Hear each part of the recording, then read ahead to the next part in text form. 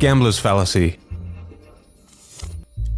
3 times a coin is flipped and lands on heads each time. Let's say that someone forces you to wager thousands of dollars of your own money on the next toss. Would you bet on heads or tails? If you think like most people, you will almost always choose tails, although heads is equally likely. But why? We believe in some kind of balancing force in the universe. If we ask people to choose which sequence is more probable, most would pick the top sequence, but both sequences are equally probable. We generally underestimate the likelihood of streaks occurring by chance. We are led to believe that something needs to change due to the gambler's fallacy.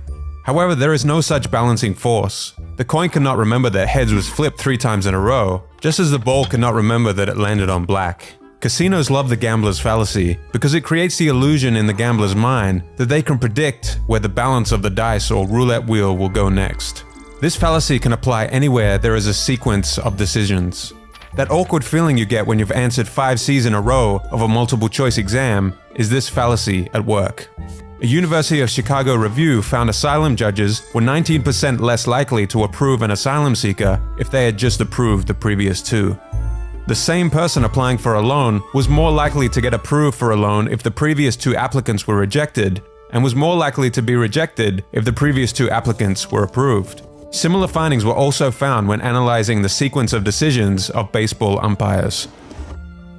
Take a closer look at the independent and interdependent events around you. Independent events are not influenced by balancing forces of nature.